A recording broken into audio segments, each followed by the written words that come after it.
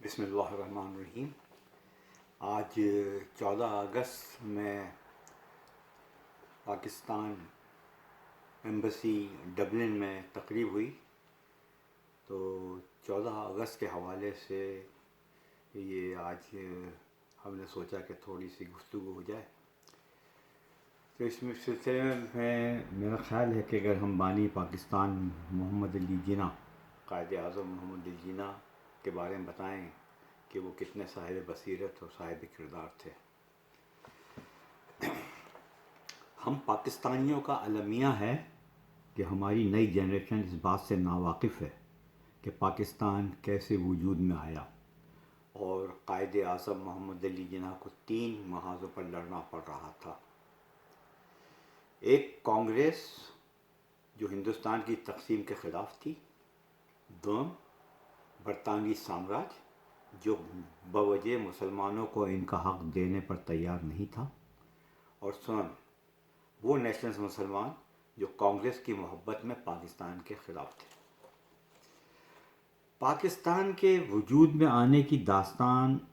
ایک دو صفحات کی متحمل نہیں ہو سکتی، اس لیے ہم مختصراً کچھ دلچسپ حقائق آپ کے سامنے لانے کی کوشش کر رہے ہیں۔ ہمارے ذہن میں یہ بھی ہے کہ آئرلینڈ میں نئی جنریشن اردو سے ناواقف ہے، لیکن امید کرتے ہیں کہ ان کے والدین ان کی مشکل دور کرتے ہوئے یہ واقعات ان کے گوش گزار کر دیں گے، جن سے انہیں معلوم ہوگا کہ قائد کتنے صاحب بصیرت تھے۔ پاکستان کے معروض وجود میں آنے کے بعد پہلے گورنر جنرل قائد اعظم محمد علی جناح کی تقریب حلف برداری تھی۔ تقریب سے خطاب کرتے ہوئے وائسرائے لارڈ باؤنٹ بیٹن نے اپنائیت جتاتے ہوئے کہا، اب پاکستان بن گیا ہے، اب آپ کو چاہیے کہ یہاں آئین اکبری نافذ کریں کہ وہ مساوات اور بھائی چارے کی بہترین مثال پیش کرتا ہے۔ قائد اعظم محمد علی جناح نے اپنی جوابی تقریر میں ماؤنٹ بیٹن کو منہ توڑ جواب دیتے ہوئے کہا، آپ کو اس سلسلے میں پریشان ہونے کی ضرورت نہیں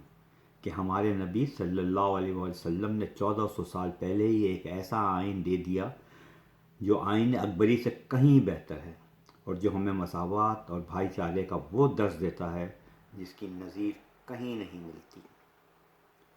ایسے ہی کئی منہ توڑ جوابات تھے جن کی بنا پر 1976 میں BBC کو انٹرویو